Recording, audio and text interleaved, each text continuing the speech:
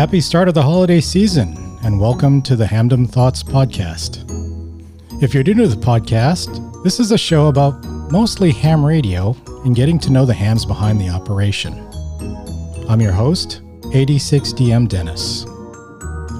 Today I'm joined by Jeff, callsign AA6XA. Jeff likes getting out there and writing about it.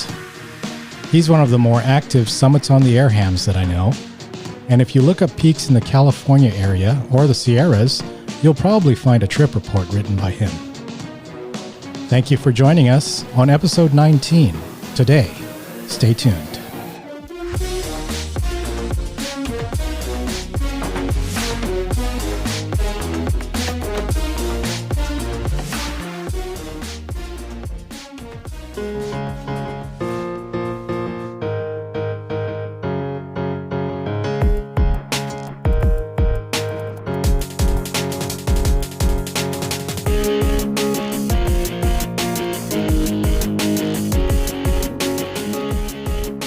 Hey Jeff, thanks for joining me today on the podcast. How you doing?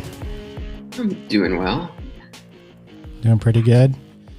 We're in the same area. We're here in California, so it's notably a lot darker and colder these days with a lot less daylight. I got the heater on here in this room. How's it over there? I turned the heater on earlier to stop freezing. This is actually the first time I've turned on my space heater all year since last winter, so probably since February. So, where are you at again? What's? I am living in Santa Clara right now, so Santa right Clara. outside San Jose. So you are in the heart of Silicon Valley, Yes. pretty much, right next to all the big ones like Google and Apple and all them. Yeah. Previous apartment was up near Facebook, so it's Oh, okay. So Menlo Park. yeah. That's cool. Anyway, thanks for being on the podcast this today. It's in the afternoon right now.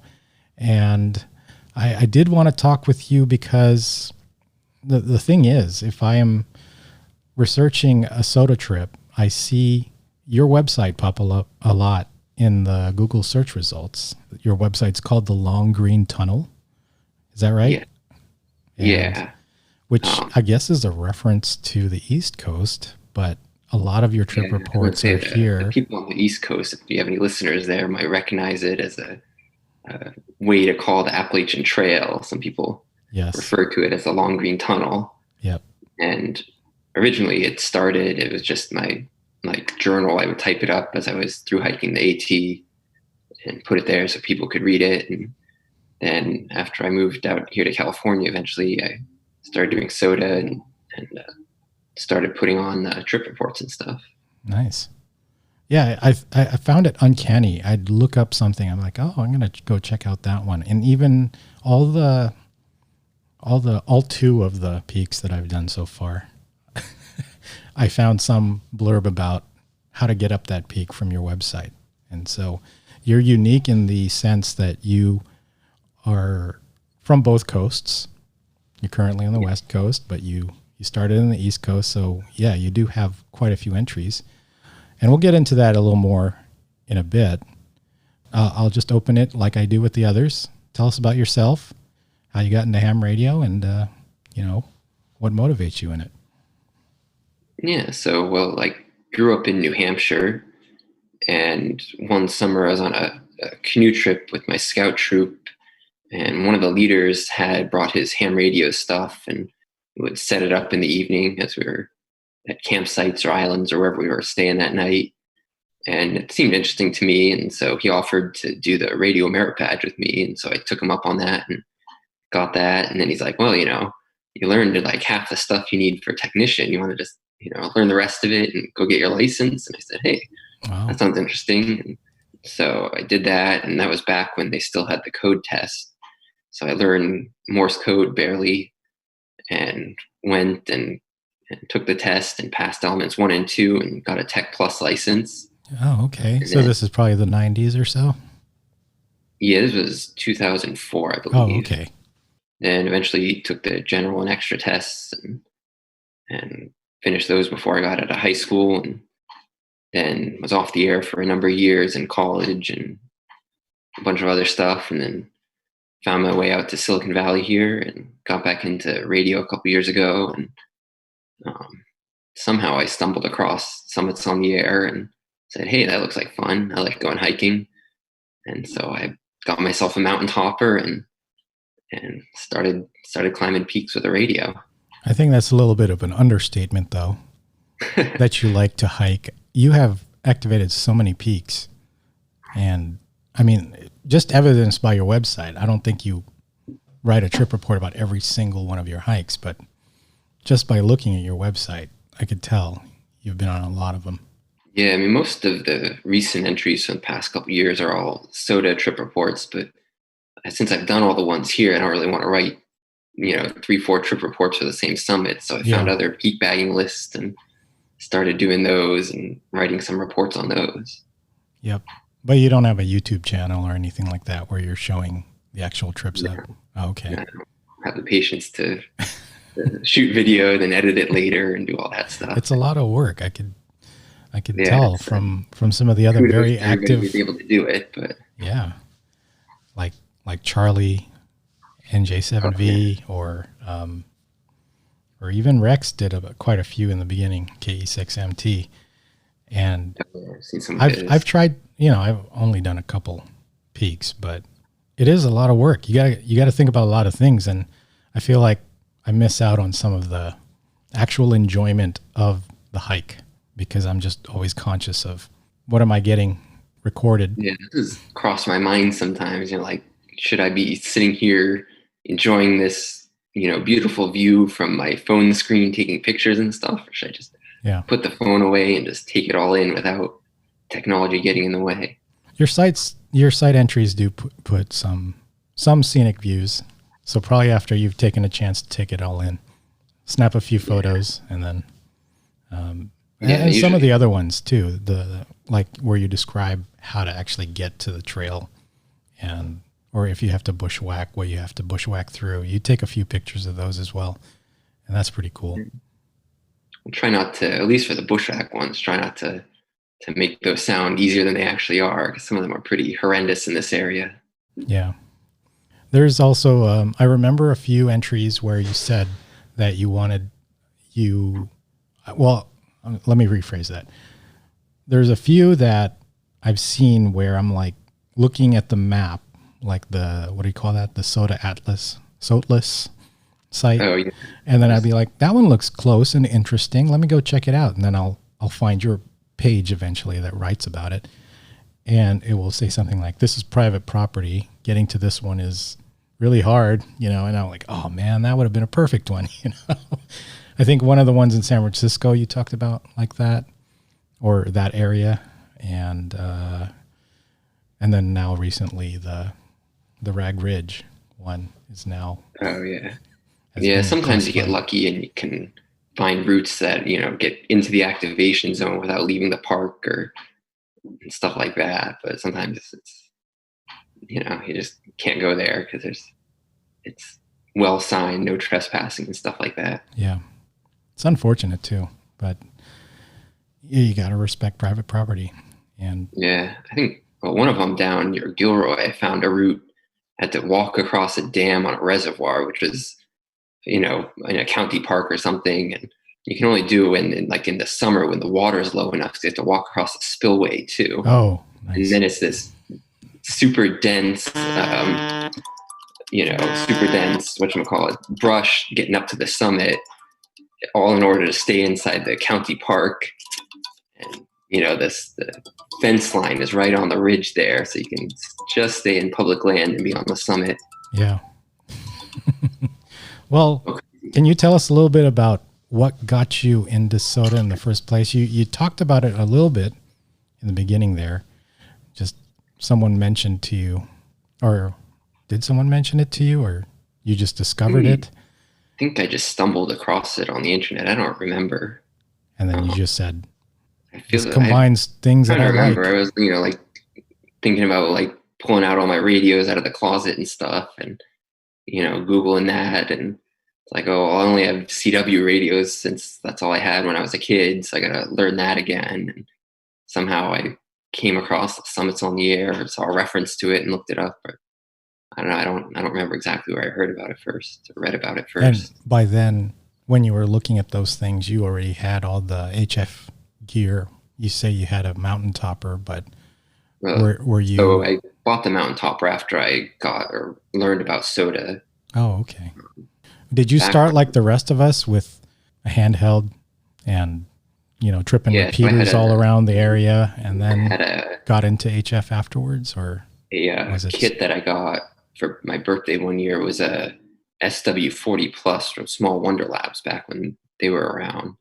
So I had a little 40-meter homebrew CW rig, QRP. Had a built-in key in there, or did you have a separate key for it? No, I had a straight key somewhere. That rig doesn't have a keyer in it.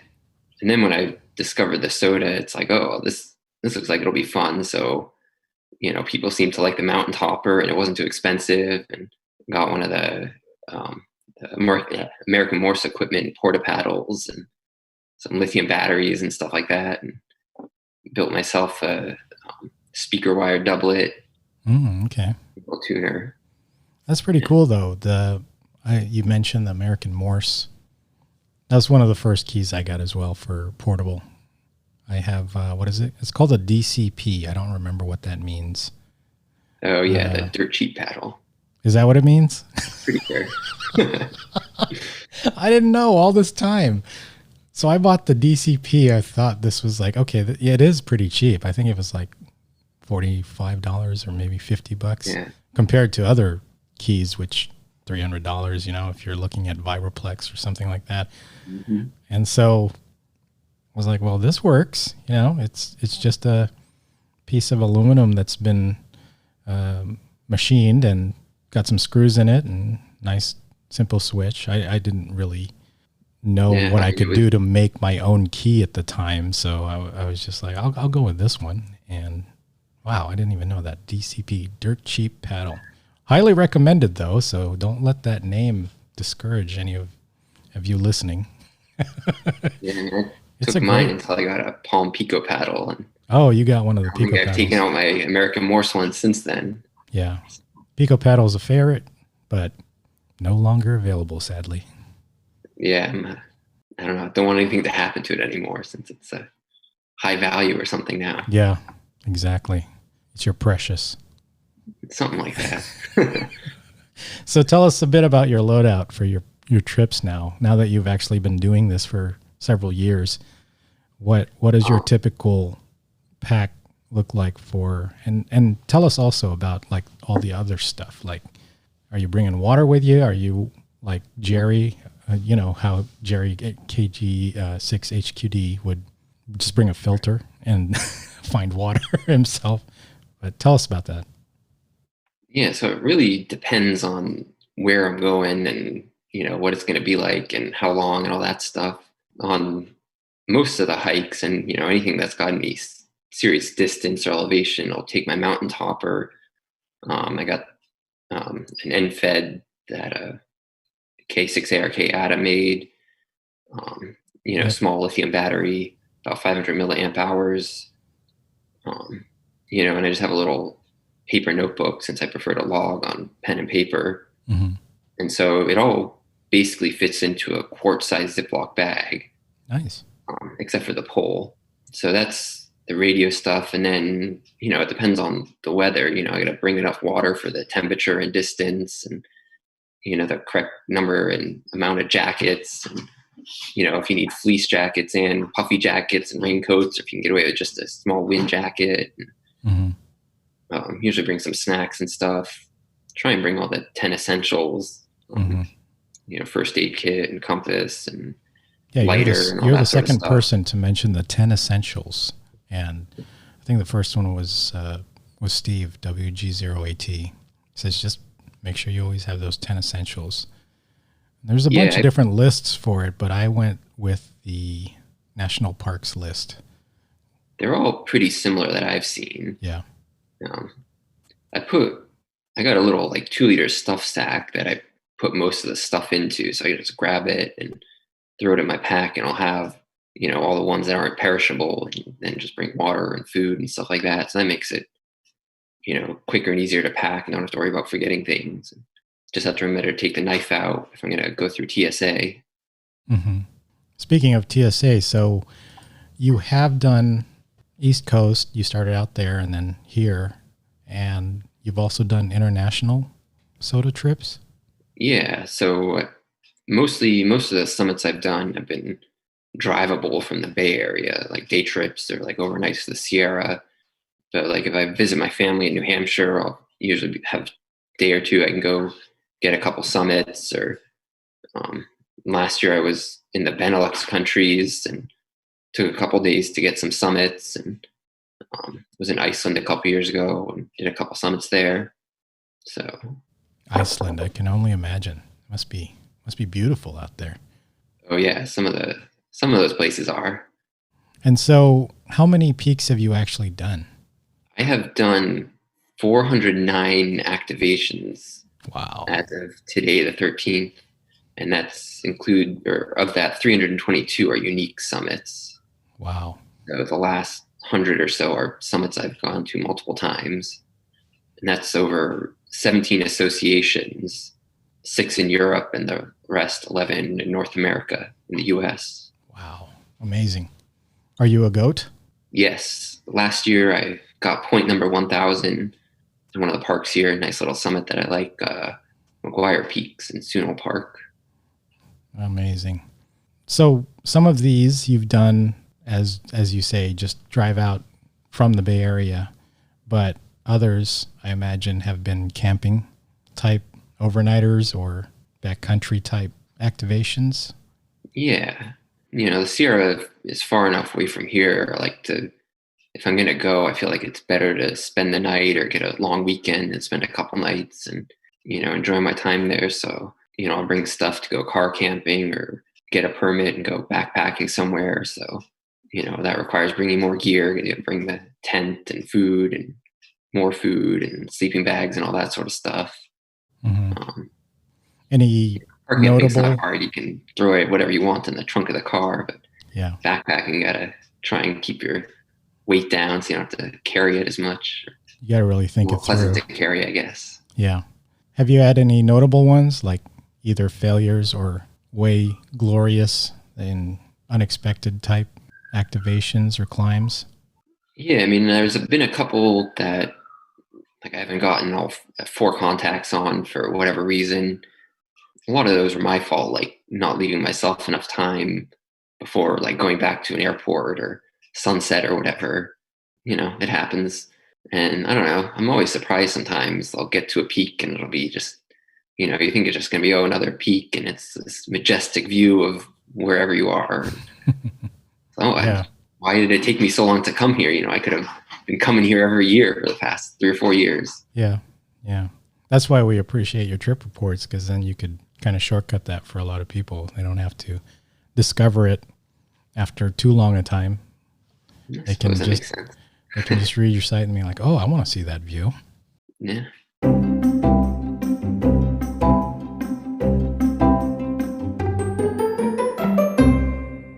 So tell us a bit about your camping setup. How would that be? Like if you're out backcountry backpacking on a permit, how many pounds are you carrying, and what's a typical trip like that going to be for you? I think I've got my base weight down to, I don't know, 20 to 25 pounds now. And fit everything into I forget what my pack is, 40 or 45 liters, something like that. So, got a lightweight sleeping bag and either a small tent, or if it's not going to be buggy, I'll bring a tarp since it's a lot more spacious. Cook set and stove and all that stuff. Whatever clothing you need for the weather. Usually got to bring a bear canister in the Sierra. Radio, of course. Yep. The mountain topper. Is that all you bring? Is the mountain topper, or do you have? I mean, you've mentioned that you have. I think we haven't mentioned here, but you've mentioned that you have a KX3 or a KX2 and an amp. Do you ever bring those on your SOTA peaks? Yeah, I mean, on the easier hikes and drive ups and stuff like that, I'll bring the KX3. The amplifier just stays at home. I don't have the batteries and antennas and stuff Hmm. to bring 100 watts out like that. And it's, a lot of cables since it's two separate pieces. Yep. But yeah, I mean, it's fun to bring the KX3 out and more bands and a couple more watts if you need it. Have you ever activated on one of the lower bands like 80 or 160? Not yet. That's a lot of wire. 60. I do 80, but I don't have any antennas for it yet. Uh-huh. I actually have a little one water kit for 160 that I was got to finish putting the case together and then build some sort of antenna for it and take that out and try it out. I can't even imagine what that would be like. That's just meters and meters of wire. Yeah, my thought right now is like an quarter wave inverted L that's got some sort of loading coil near the base. Yeah, that's the only real ways if you have length on the summit. Loading coil, and then a really tall mast of some kind. Yeah, all my masts are only 20 feet or so I'd have to either buy one or find a tall tree or something. Yeah. And you mentioned bear canister. So do you have any stories about wildlife encounters, or has it been largely peaceful for you out there? I mean, I haven't seen any bears in California yet. It was actually this past weekend. I was up in a Black Diamond Mines Park, and I got up to a summit, and it wasn't a SOTA summit, but it was nice view. So I stopped and took a break and hear this rustling in the grass. So I look over and I see this cat head pop out of the grass. Oh. And it wasn't immediately clear to me what sort of cat this was. Mm-hmm. Because, if it's a mountain lion, like, uh-oh, that's not good. If it's a bobcat, it'd probably just run away. Mm-hmm. And so I made a little noise and it looked at me and walked away. And then I saw the little tail. It's like, oh, yeah, just a bobcat, I'm not about to die right now. Well, you say walked away. I was thinking, well, if it's that nonchalant about it, it might be a mountain lion, I don't know. I sometimes think that I'm not going to see the mountain lion that kills me, It's someone else said that. I think it was Rex who said that. It's like if you ever encounter a mountain lion, that's the last thing you'll know. It's like you won't even know that it was there until you're dead. Yeah, I mean, I remember hiking out. I think I was down at Henry Coe, and it was, late in the year, and sun was setting early, and I had been thinking about mountain lions earlier, and so I was coming down, and it's getting darker, and I was coming off the ridge, and I heard this rustling noise, and naturally, the first thing I thought was mountain lions, since I've been thinking about it earlier. Mm-hmm. So I was like, "Oh, what do I do now?" So I kept going and got down. Eventually, saw some wild pigs. It was easy to freak yourself out if you're you want to. You get in your head when you're out there on the trail. Mm-hmm. What about lightning? Have you ever encountered any scares with like sudden storms or anything like that? I mean, we don't get a whole lot of lightning out here in California, so that's not been a big deal. It has snowed on me when I was just expecting, scattered rain showers. So that always makes it more interesting. Yeah. But, I took a beginner's mountaineering course once, and that quickly, from just being slightly mentioned, it's like possibility of some storm rolling in later in the afternoon, evening. It quickly switched, and it became like the number one priority. Let's get off this mountain because stuff's coming in faster than we thought, and this mountain might get hit by lightning. So that's why I ask, because I know a lot of these peaks, they get up there in the 10K or higher range. And if the clouds are rolling in, it's something that I think about probably more than wildlife. Yeah. I mean, I do try and keep an eye when I'm, above tree line like that, but I guess I've lucked out so far storm wise. Last year I did go to New Mexico with Joe, N0MAP, and one of the summits we had just got up and set up and made a couple contacts each, and we both started hearing thunder crashes, and one of us was on 20 and we were even hearing it there, and we decided that's Nice. it, and packed up and got out of there. Time to get out of here. If you're hearing the thunder on 20 meters, it's probably pretty close. Yeah. So tell us a bit about your home setup. What do you do at home, and do you chase more I imagine you activate more than chase. Tell us Yes, about that. I definitely activate a lot more than chase. Still got to work full time, so it's hard to chase people during the week. And seems like on weekends I'm always out hiking or activating. So, but if I'm around, I'll try and chase people. But I got the KX3 and the KXPA 100, so can run 100 watts. And this apartment, I just got a end-fed wire out my second floor balcony across the driveway here, so it's more or less gets me on 80 through 10 meters. Doesn't work very well on 80. Like operating wise at home, I tend to do a lot of CW contests. I have a lot of fun doing that. Do you do digital or satellite or any of those other modes? I mean, I've dabbled a little in the various WSJT modes, but nothing serious. Mostly CW. You're like a mile deep and an inch wide on ham radio. You're CW. You like to do SOTA. Yes, I know what I like, and yeah, that's great though, because I'm everywhere. I'm all over the place, and I can't really get too deep in any particular area because I keep trying all different things all the time, and I get all distracted. Don't look at my workbench with all these mostly finished or half-finished projects scattered around that almost working or need a little more work to get it so project-wise, maybe not, but in terms of your operation, it's obvious when I go to your site. I see, CW operation, lots of SOTA peaks, portable operation. Yeah, I do the VHF contest too. That intersects well with SOTA to be on a summit with all the VHF, UHF stuff. So in that area, do you have an Arrow antenna, or did you make your own satellite? Yeah, right now VHF I have Arrow antenna? for 2 meters, 220 and 440, and then I got some. I'm not sure what they're supposed to be for from eBay Yagis for 902 and 1296, and I built a extended double ZEP for 6 meters. I don't have a gain antenna for that yet. So hopefully I'll get on some of the higher microwave bands at some point. Did you get a chance to see Adam K6ARK's video when he made his own antenna, his Yagi?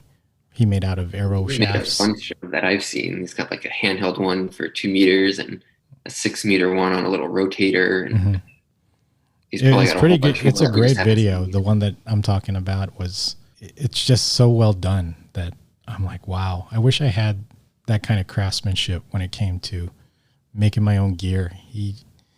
I've seen he had one like a 5 or 6 element Yagi for 2 meters that I've seen as well on YouTube. He's brilliant.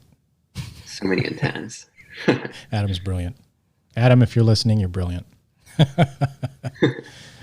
And you mentioned projects all over the place. Can you tell us a bit about what you're working on?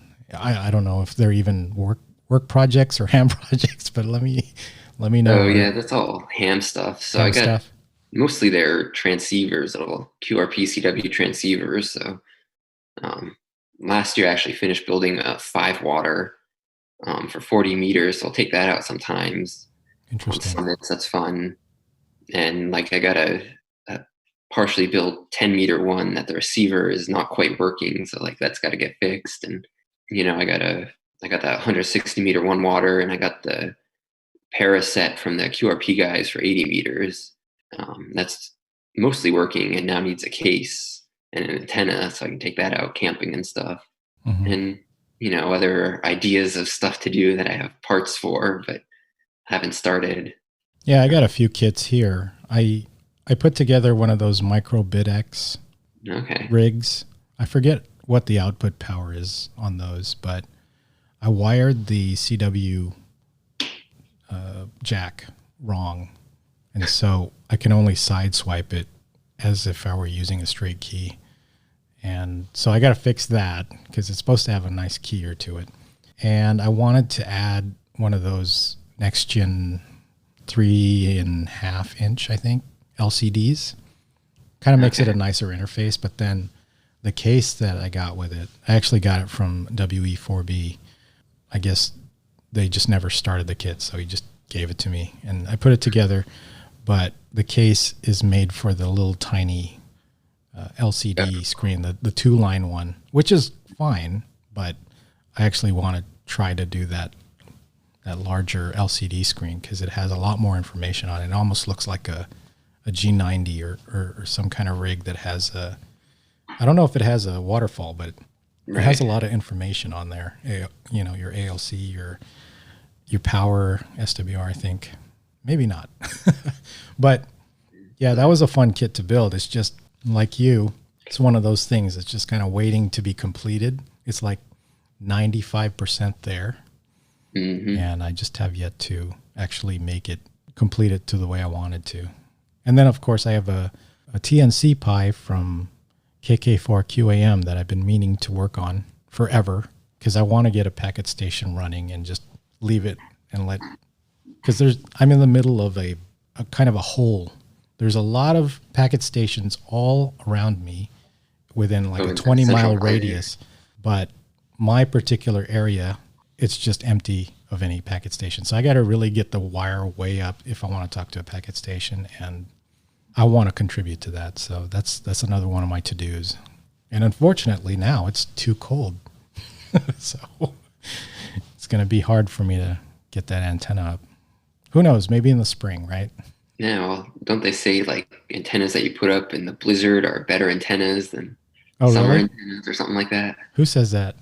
I believe it. Old timers, you know. Speaking of old timers, do you have any Elmers or heroes in ham radio? AB1AV was Bill was the guy who got me into it and helped me get my first license and upgrade it and stuff. So it's been nice doing the SOTA and stuff and meeting all the other people that are similar interests and compare ideas with, you know, like the Rex and Adam and everybody like that. Yep, definitely. And you contribute quite a bit of conversation. You're in the JerryNet Slack with us. Yeah. And so when we're talking design, you often chime in. I studied electrical engineering, so I do know a little bit about it. I think you were also part of the Big Ballon debate. Were you part of that? Probably. Maybe not. I don't know. It's a couple of years ago. Sometimes it's fun to poke people on the internet, whether or not you should. Yeah, but that's in reference to the KG6HQD speaker wire antenna and its lacking of a Ballon. And I guess that created a nice civil war on Twitter for a period of time. Yeah, I'm not on Twitter very much, so I miss out on a lot of those things. Yeah. But it's, I don't know, probably better in the long run not to see all that sort of stuff and wait till it filters down to whatever I'm on, you know, yep. Instagram or Facebook or Slack or whatever.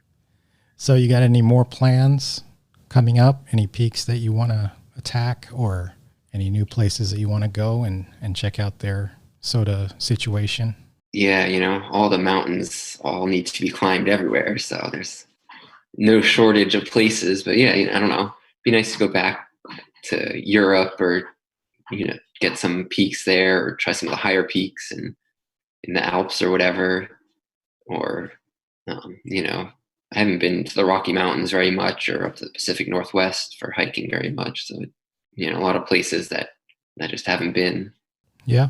I was in Mexico recently for a vacation and realized that I couldn't operate there.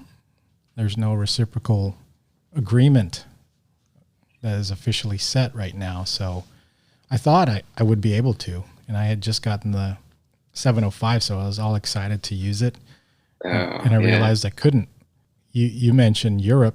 Is there any real problem with reciprocation there? There's the CEPT agreement. So if you're in one of the countries that's signed it or whatever, and you have an extra license, you can do basically whatever. And I think if you have general, you have limited privileges in some of the countries, but you know, you get good at sending very long call signs.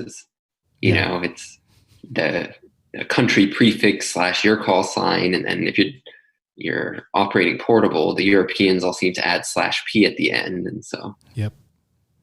You know, some of them are kind of fun. Like Iceland is TF, and you know, in Morse code, TF sounds a lot like /, so it's sort of like sending //. Oh yeah. XA/P. You've been on a few of these European trips. I know we can't go now. Nowadays, everything's all locked down. But Have you ever confused the heck out of people in the US or people around you with these different prefixes and, reaching out when you're on a SOTA peak out there? They're like, who the heck is this?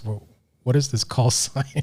I don't know. I think the Europeans are used to copying the call signs like that, since it's so easy for them, at least in pre-COVID times, to Mm-hmm. take a vacation across the border or whatever and operate some. But I don't know. That was just the impression. Like, nobody seemed to have issues with Yeah. my call sign, or I feel like when I was there, I worked one or two summit to summits of people that were in a different country operating. Yeah. Now that I think about it, though, it's true. They're closely packed together, but at the same time, wildly different call signs. Yeah. So they're probably just used to unusual letters. We kind of have a pattern that we look for. It's like character, Right. character, number, character, right? Or something like that, of some variation like that. Whereas they're all over the place. They start with numbers sometimes. They have two numbers sometimes. Oh yeah, number, letter, number, Yeah. letter, number, number, letter. So I guess they Each get time better I go, practice with makes it more CW. fun doing the call sign copying practice from Yeah. whatever your favorite little app is. Well, you're one of the few that I know that has actually been out there in Europe, and it sounds really cool. Especially, I could imagine some of the Alps or some of the mountains out there that they're just glorious looking scenes out there. Oh, Maybe yeah. Switzerland. I would Yeah, I think. went to Switzerland on vacation with my family a couple years ago, but it was before I got into SOTA, so I Yeah, missed getting some peaks there. it'd be But great to go back like there. when I was there last year, went through Belgium, Luxembourg, and Netherlands, and it turns out there's only 4 summits in Luxembourg. So it's like, oh well, might as well do all 4 and Nice. get a complete on the country.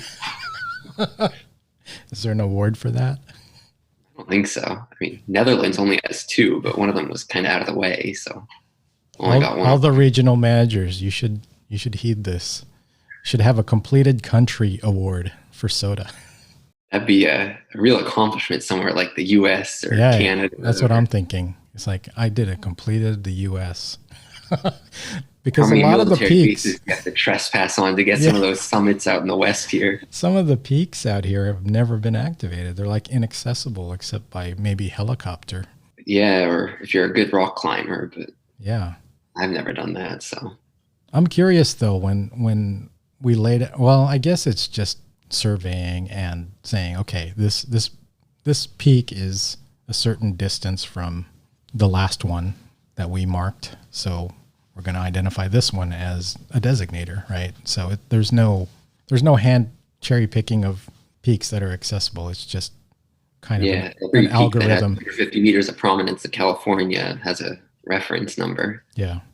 So So some of these will never be activated. So I guess maybe not. yeah, the ones in the bombing ranges and stuff, you probably don't want to activate. That would be a coveted chase. Yeah, But not a coveted activation. Yeah, I just never really thought of that. But yeah, activating a whole country's worth of peaks, that's nearly impossible. Unless you're in Europe, maybe. yeah. Some of the small European countries, it's certainly possible. Well, that's all I really had. I was wondering if you had anything you wanted to say before we close here. I don't know. Go out and have fun. Be safe. Definitely. It's something that I think people are not really thinking about because of all the lockdowns, but it seems like almost the ideal way to get away from people and socially distance, right? Oh yeah, you just gotta find the peaks that aren't so popular and parks that aren't so popular, and I even after lockdown started, go out and see 1 or 0 people all day on a hike. So it's Yep. And that yeah, reminds me miles too, away from everybody else is pretty good social distancing, I think. this has been a theme with some of the other SOTA people I've talked to, but what do you do for just emergencies, preparedness for emergencies on the trail? What are some of the things you do to prep for that? I mean, right now it's just telling people where I'm going, leaving a plan, stuff like that. I don't have any of the satellite communicators or PLBs or anything like that yet. So Mm-hmm. I should probably get one, but so far I've been lucky and haven't been heard and haven't gotten so lost I couldn't find myself. Mm-hmm. Yeah, the big deterrent, or I guess the point of resistance with the satellite things is the subscription. No one wants to add another thing to pay for. Right. But even the PLBs, I used to have one of those until I broke it. But it is a good safety measure that doesn't require any kind of subscription. You just register it. And unfortunately it's one way, so you just hope it's working. But right. Otherwise it's a lot better than not having anything. Yeah, I mean, I'm pretty confident in my navigation skills, so I'm not too worried about getting lost. But if I trip and break a leg, well, that's really nothing I can do to prepare. Yeah, that's an entirely Nothing different I do story. about that once it happens. So yeah. All right. Well, thanks a lot for taking the time with me. Thanks for having me. I will say 7-3, Jeff, and looking forward to your next trip reports. I'll be adding them to the show notes of this show. Oh, thanks. 73. 7-3.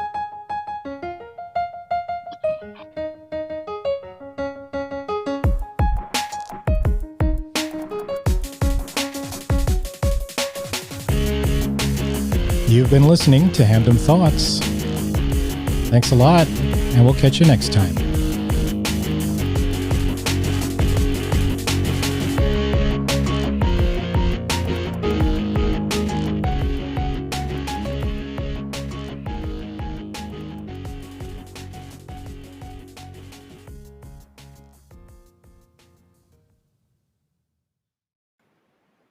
Hey, Dennis, Eric, Kilo Zero Echo Alpha Papa. Unbelievable podcast this morning with Steve. I got up early because I kind of had an idea that it was going to be him from your tweet. Absolutely unbelievable. I loved every minute of it. Steve is a humble, awesome guy, and it was really interesting to hear his story. So I thank you very much for that episode. It was wonderful, and keep them coming, man. They're so good. Yeah, wow, I'm speechless. It was awesome.